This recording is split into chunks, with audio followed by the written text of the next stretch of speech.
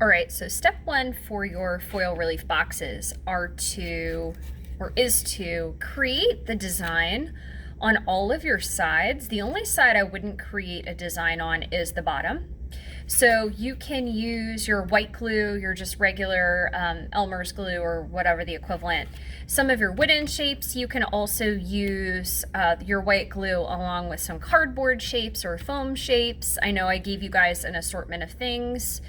So be creative with your designs that you create on here. Now, to state the obvious, the top of your box should be more elaborate than, let's say, the sides. Okay, just because the top is going to be what you see, but the sides are still important as well in terms of design. Okay, the only side that's not important in terms of design is the very bottom. So you really don't even have to create a design on the bottom, although you do need to add some glue and foil it. Okay, so I have glued all of my wooden shapes down. They're secure, they're ready to go. I have my workstation prepared with piece of scrap paper. You can put down some newspaper. I am going to be using leftover paper mache goop as my my glue wash, but you can mix a little bit of your white glue with some water, make it about the consistency of milk, and that's more than fine. I'm going to use a paintbrush rather than a foam brush. You're going to want to use your black foam brush for this though. Okay, so what I'm going to go ahead and do is I am going to, now that I have my workspace covered, I've got my glue. Paper mache goop works really well for this. And again, mix your glue wash so that it's, you know, about the consistency of white glue water mixture. Same consistency as about milk would be good. I'm going to add just a little bit of this to the surface of my cardboard. Okay, we don't want to glop it on everywhere. We just want enough for our aluminum foil to stick. Okay, so I'm going to go ahead and paint this. All right, this looks pretty good for what I'm doing. I'm going to set this aside. Okay, I'm going to keep this in a Tupperware because it may take me a while to foil all the sides. Have your design on all your pieces first before you begin foiling these, okay?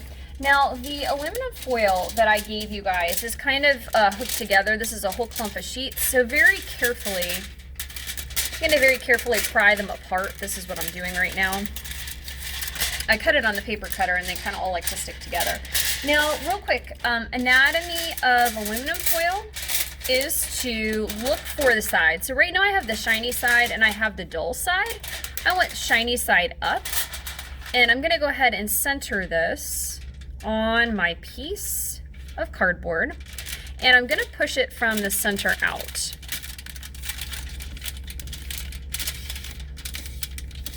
Okay, and I'm going to gently sort of push it in all the little nooks and crannies here. If you accidentally bust through with your finger, it's not the end of the world. But I'm definitely trying to press it from the center outward before I fold it over onto the back.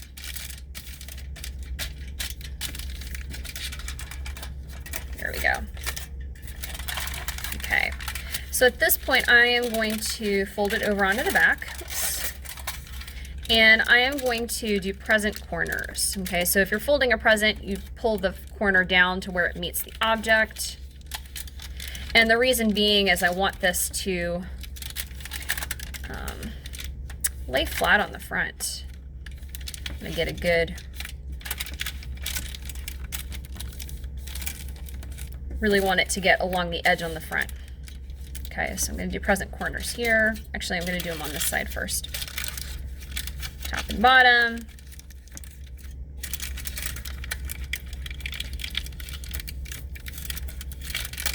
And again, I'm mainly doing this, so see how I'm pulling this really tight on this side, just so that it's not going to wiggle around on me.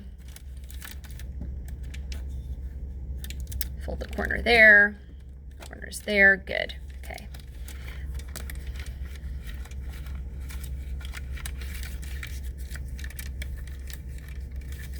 Now, one thing I may do actually at this point, now that I think about it, is I'm gonna go ahead and tape this down. I can also glue wash it down, that's fine. I'm just gonna use tape because I don't want this to get over everything on the back while I'm trying to work the front.